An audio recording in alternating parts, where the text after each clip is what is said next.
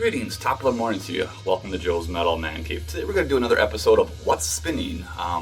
The episode where, of course, we talk about vinyl from my collection and just some of the stuff I've been listening to lately. Well, I have to admit right from the get-go of this video that my fundage for new records has been a bit low because my employers have not only changed my work schedule, but they have cut my hours, and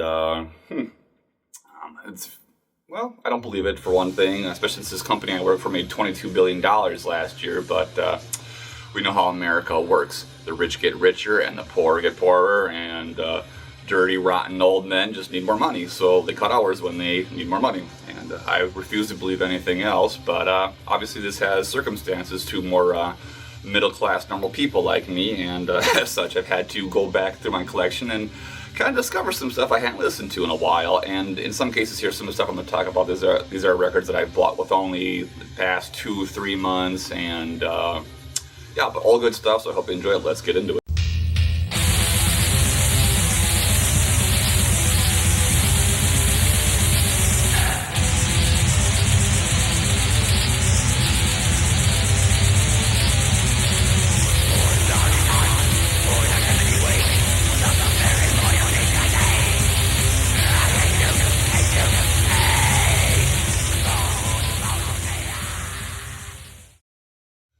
To kick things off, we're going to kind of continue on where we left off in the last collection a bit. We're going to talk about Ageless and their 2020 album, Uncrown.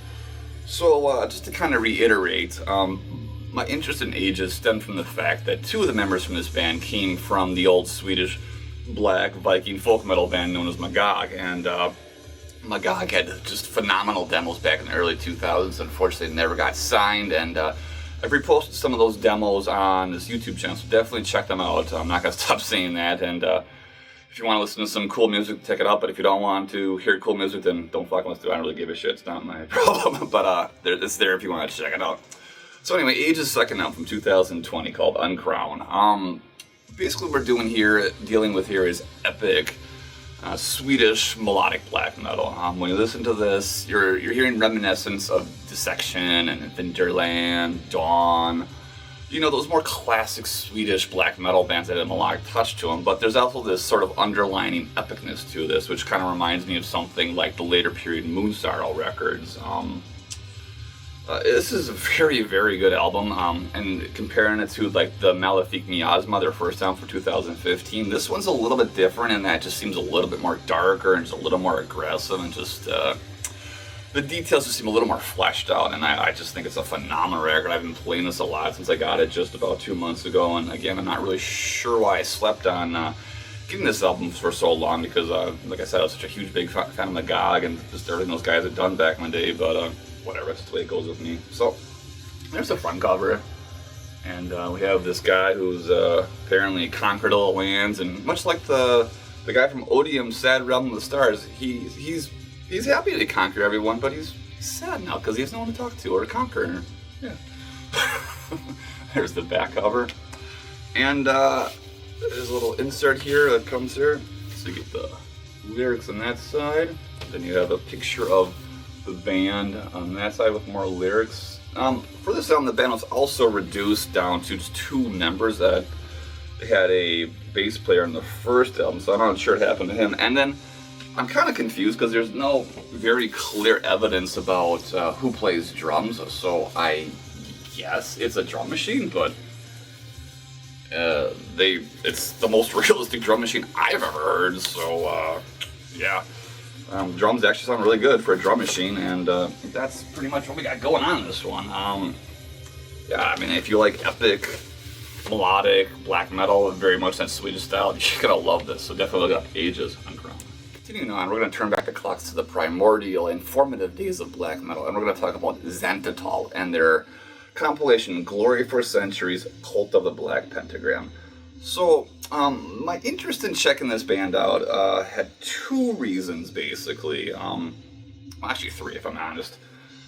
So back in September of last year, this band's main member, Jacek Szczepinski, he passed away. Unknown causes, but he's sort of an icon in the Polish black metal scene, as he was one of the first Polish black metal musicians. He was also the founder of the Full Moon Satanic Circle, which later evolved into Temple of the Full Moon, which anyone that's knows their Polish black metal knows what that's all about. It was basically a variant of the Norwegian Black Circle, just all Polish members, Polish bands, so on and so forth. So he was the founder of that. And Zentatal, which I cannot find the meaning of what the name was. I had never had in my whole life had a band that had X in their name, so I was like, well, this is an opportunity to do that finally after all these years. And essentially what you get with this compilation is a compilation of their two demos, or the first two demos, Glory for Centuries and Cult of the Black Pentagram. Glory for Centuries is from 1991, and Cult of the Black Pentagram from 1993, which, you know, predates even like Graveland if you think about it. Well, at least the first demo does. What also makes this band very interesting, this is the third reason, is that they had a female vocalist named Beata, and I mean, I cannot think of any other female vocalist from 1991, so she has to unquestionably be the very first female black metal vocalist. I mean, not that it really matters or whatever, a vocalist is a vocalist, sex doesn't matter, but it's still interesting, fun little fact for you. So anyway, I picked this up off of Discogs for like $15, got it relatively cheap, and the price kind of reflects the quality, if I'm honest with you. Basically what we're dealing here is just raw, doomy black metal. Zentatal, like many other bands from that early 90s time period, it sounds like it's really influenced by Samael. Yeah, I mean, you gotta consider that Samael had only just released their first album in 91, I think, or maybe it was 90, I don't know.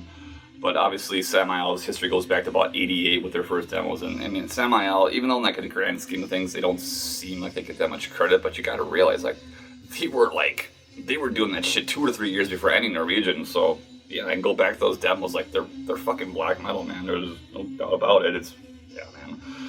So, yeah, it's decent for what it is, and it would have been really great to see this band record a full album, but they never did. They only just recorded an EP in 1995, and they broke up shortly thereafter. And some of the members went on to some other bands, but nothing really notable as far as I can tell. But yeah, this is interesting for a historical perspective. It's interesting seeing, you know, the roots of the Polish black metal scene. It's interesting seeing probably the first female black metal vocalist, and it's just groovy to have a band with the X as their name in my collection now. So there's the front cover. There's the back cover, as you can see. Hopefully you can see it's limited to just 268, or mine's 268 out of 333. Yes. We have I think there's an insert. What did we have in here? Oh, there's a fold out. Let's check that out, shall we? There's a fold out. All kinds of old artifacts from the past, flyers, the demo scans. Thanks to Rob and Capricornus, as you should.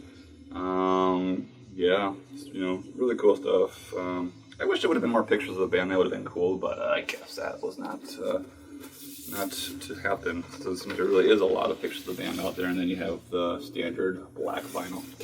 So yeah, if you're you know, really into Samael, or just, you know, again, want to see the roots of Polish black metal, Zentatal is definitely worth picking up. But otherwise, if you're just a casual fan of that more doomy, rough, raw sounding black metal, this is one you can probably pass by. Alright, the next album I'm going to talk about, I bought about 10 years ago, but I hadn't played it in quite a few years, and, well, the album in question here is Abhorrence and their compilation, Completely Vulgar. So Abhorrence was a short-lived death metal band from Finland that existed for exactly 1 year, and it was an early band of Tome Koivusaari, who of course went on to quite a bit of fame with Amorphis throughout the 90s and onwards. And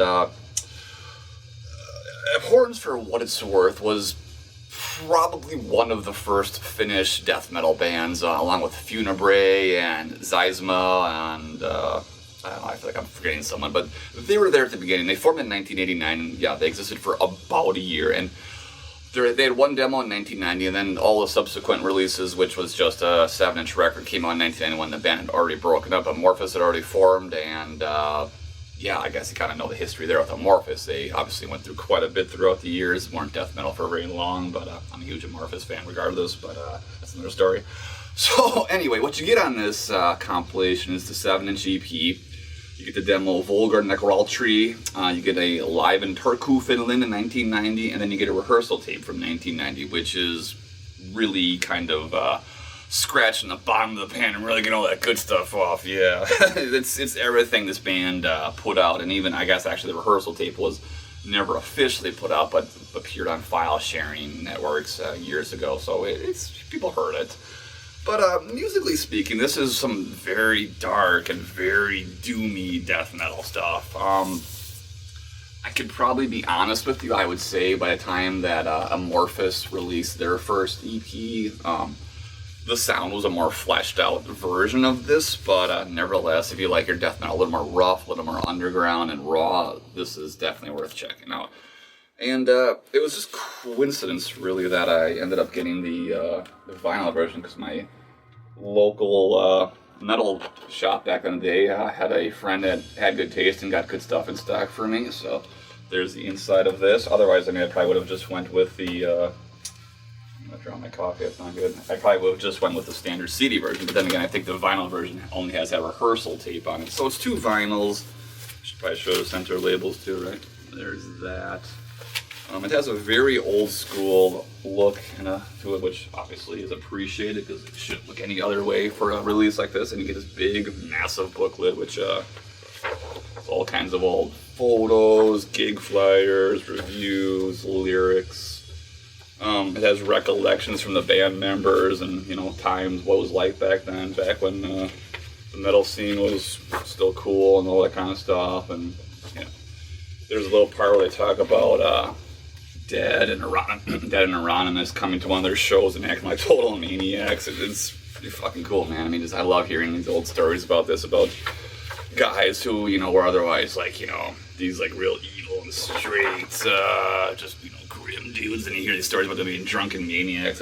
And that's knowing that they were a little more human than people make them out to be. They weren't just this, I hate everything, kind of, they were real people, and they had emotions, and they're not just these characters, which is what a lot of these old guys in black metal have become. But dark, doomy death metal, just really good. I mean, more death metal, if I'm to be honest with you, but definitely has that darker character that was starting to emerge in the death metal scene around that time, and it's really, really, really good. But it's raw and rehearsal-ish and demo-ish. So again, you kind of, if you go to those early Amorphous, you kind of see a more realized version of what this band was trying to do. And but yeah.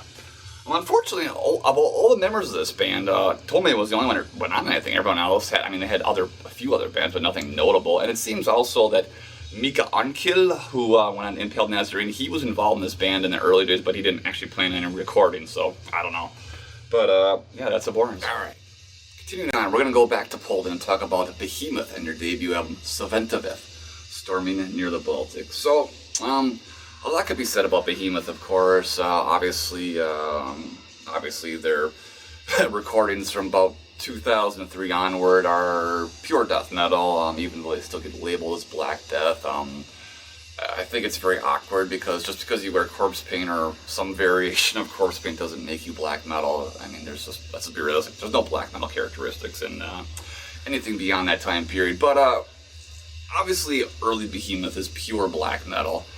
And interesting thing about early Behemoth, comparatively to the rest of the Polish black metal scene, is that they were very, very influenced by Norwegian black metal, whereas obviously Graveland, Infernum, and Velis, all those bands are trying to establish the more Polish sound that we all know and love these days, or I hope we all know and love. If you don't, get out of here. Behemoth was definitely, their demos and their early recordings were all very much influenced by Norwegian black metal. When you listen to this album or you listen to demos, Immortal, Emperor, it's obvious. They even do a cover of Death Crush on, I think it's the second or third demo? I don't know, I can't remember now, but they were very Norse influenced, and it's very obvious. But it's very good because they kind of take that Emperor sound, that Immortal sound, maybe a little bit of Dark Throne, and it's a more raw variant of that. That's what I've always kind of dug about, and it still has its kind of unique charm to it, but it's obvious what they're listening to and what they're influenced by, and yeah, big surprise, right? So, Sventaveth as I understand it, is a Slavic god. That's what I was able to find when I did a little research. And early Behemoth is different too because it was more pagan focused in the lyrics, and obviously down the road they would go in more of a satanic direction. And then I have no idea what they're writing their lyrics about now, but obviously Nergal has become like public enemy number one in the, I guess I can't really say black metal, in the metal scene. And I don't know, whatever. I mean, the guy changed, but people change over the years, but it's still pretty embarrassing. I used to follow him on Instagram, and I seen this video of him geeking out and just getting all stoked for Slipknot, and I'm like, really, dude? Like, you grew up on real black metal, so how, now that you're in your 40s, you're into Slipknot? Like, how does that happen? I don't know, but whatever. So, yes, man, this is their first album. Originally released by Pagan Records, here re-released by Metal Mind Productions from Poland. I want to say this came out back in 2013, yes. And also, back in those days, Behemoth was just a two-piece band. It was Nergal and Ball Ravenlock, who stuck around for, I think, the first 2 or 3 albums on the demos, and then obviously Inferno and some of those guys joined in on Behemoth, and they went in that more death metal direction. I mean, I don't know, I'm assuming that was, Nergal's move to go in that direction more so than anything, but obviously that's the direction they went in. But yeah, this is a phenomenon. It really atmospheric touch to it. I mean, it has everything you would expect in a Norwegian black metal, but run through the Polish black metal filter, so to speak. And I love it. A really good record. I pull this on every couple of years, and I'm never disappointed with it. And very happy to own it. I found this for like, I think $15 back when, probably about 10 years ago, I bet you. Probably right shortly after it came out. And yeah, great album. So yeah, Behemoth, Savantaveth, Starman Nergal. The next band we're going to talk about, I've been a fan of since their debut back in 2011, and I've absolutely loved everything this band's put out. So the band in question is Obsequiae, and their third album, The Psalms of Sorrowed Kings. Obsequiae is a American black metal band, originally from Minnesota. Now it seems they've moved to Boston, Massachusetts, and it's more or less the solo project of a guy named Tanner Anderson, who has a history of being in bands going back to like the early 2000s, and is a very, very unique guitar player, at least to my ears.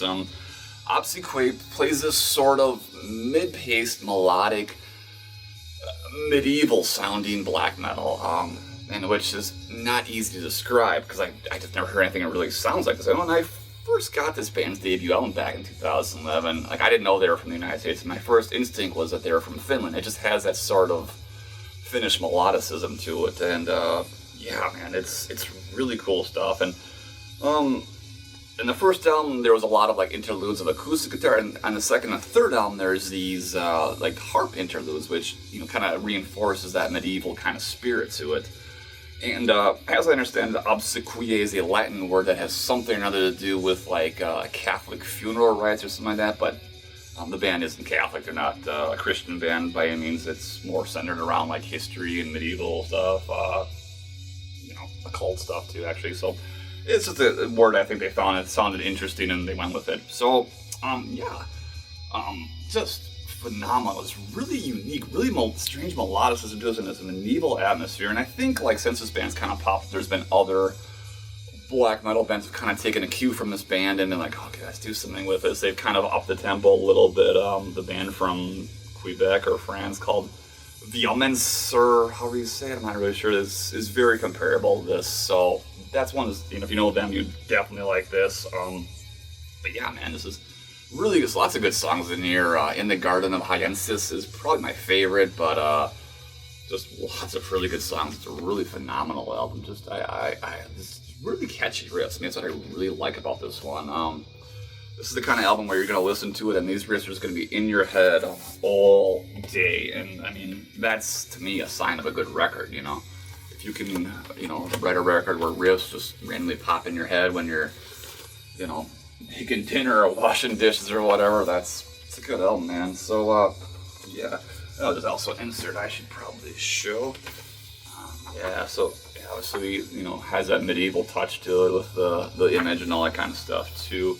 Some sort of classic painting, I'm assuming, or I don't know, looks classic. A little hot babe with a something in her hand. I don't know.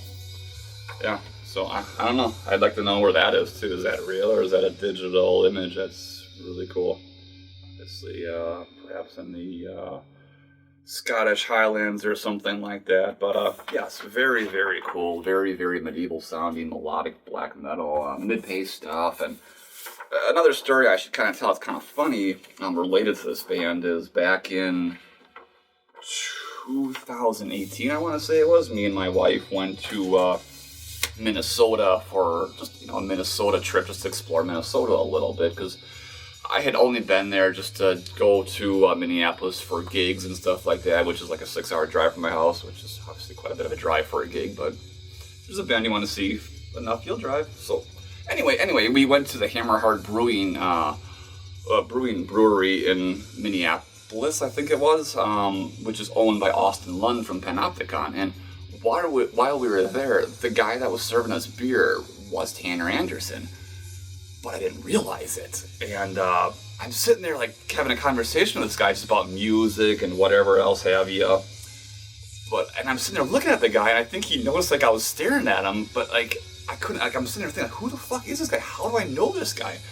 And then I realized when I got back to our hotel later that evening, I was like, it was fucking Tanner Anderson. And then I looked it up, and then I, realized that he had collaborated with Austin and stuff like that. So it was, I feel like kind of a dork. I could have like gotten his autograph or something. I don't really care about that kind of stuff, but I could have just been like, dude, I love your fucking band, and I wouldn't have to have stared at him awkwardly for like several minutes. So anyway, that's Obsequiae, the Psalms of Sorrow, the Kid music.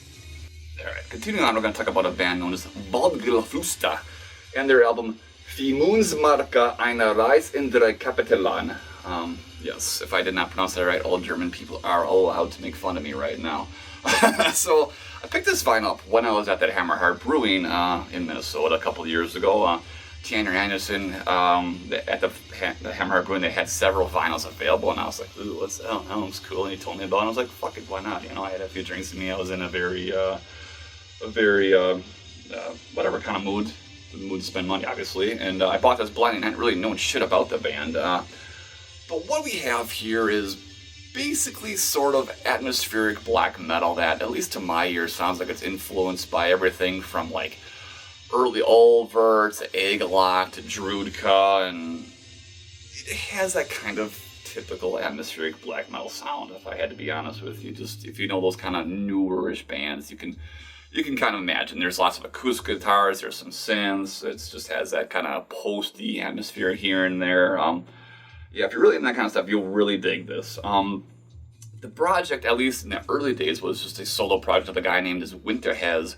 But after the third album, they moved into being a full-piece band. And I have only heard this album, but I only just realized this stuff is on Spotify, so I should probably listen to the rest of the recording someday and see if they're comparable. I'd really be curious to see how this band's progressed. But I've owned this, for like 3 years now, and it's maybe 4 years, I don't know.